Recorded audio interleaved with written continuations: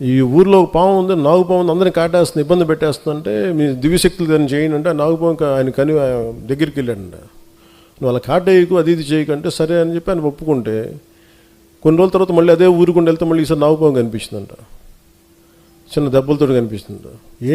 ఏంటంటే నువ్వే చెప్పావు కదా కాటేయొద్దని, కాటేపు అందరూ నన్ను కొడుతున్నారు అందను.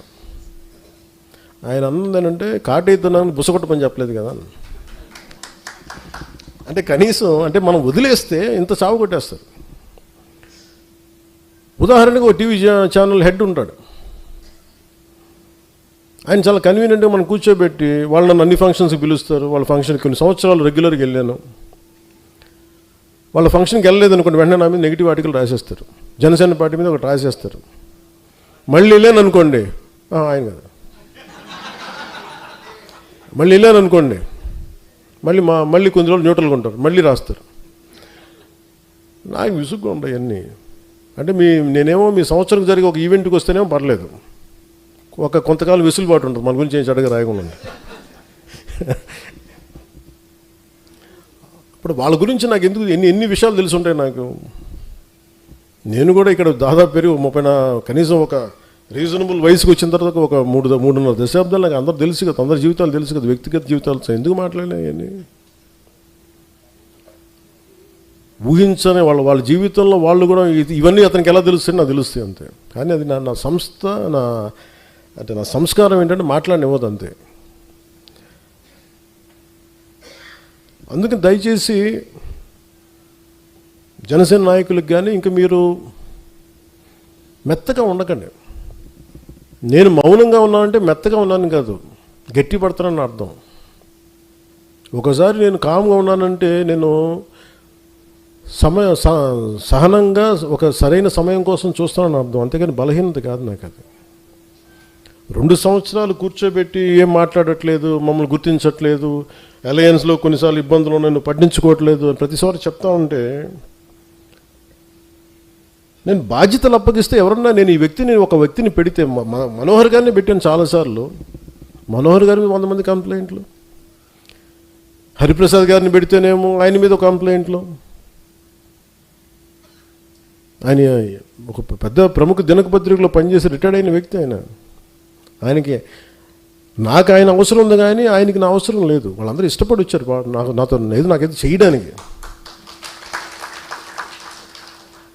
ఇలాంటి వాళ్ళందరినీ కూర్చోబెట్టి మన వాళ్ళే ఇట్లా మాట్లాడుతూ ఉంటే నేనేమనుకున్నానంటే దీనికి ఫర్ ఎగ్జాంపుల్ ఒక పార్టీ నడపాలి అంటే ఒక మిలిటరీ యూనిట్ నడిపినట్టు డిసిప్లిన్ కావాలి.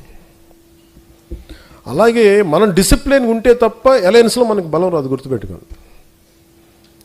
అలయన్స్ కూడా దేనికైనా ఉంటుంది, నేను చెప్పాను కదా, దీనికి సమయం ఉంటుంది. ఈ లోపల మీరు కూడా బలపడాలి. బలపడటం అంటే కూర్చోబెట్టి పదవులని కాదు, ఏకభావంతో ఏకాభిప్రాయంతో ఉండటం. అవన్నీ లేకుండా పదవులు రాగానే అదే అందరూ చప్పబడిపోయారండి అనిపించింది. ఇన్ని వేల పదవులు ఇస్తే ఉత్తేజం పొంది బలంగా ఉంటారంటే ఎవరు మాట్లాడటం మానేశారు.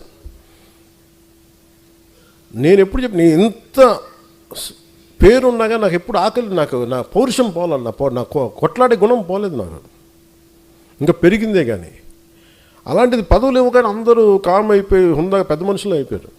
దానికైతే జనసేనకి మీరు ఉండాల్సిన అవసరం లేదు.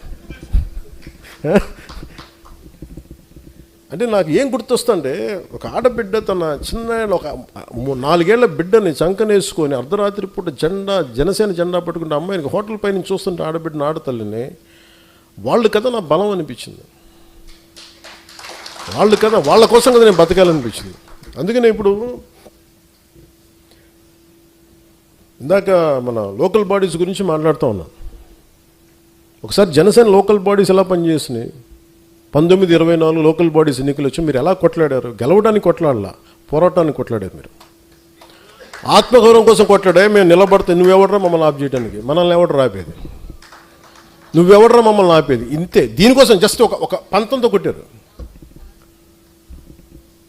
ఆ స్పృహ మీరు కోల్పోకండి.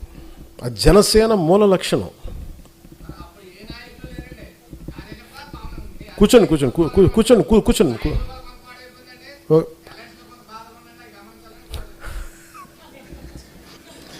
కుటుంబం నాకు బాధలు లేకుండా ఉంటాయా? నేను నవ్వుతున్నాను కానీ నాకు బాధ లేదని కదా గుర్తుపెట్టుకోండి. కుటుంబం నడపాలి కదా, కుటుంబం నడపడం రాష్ట్రాన్ని నడపడం కదా.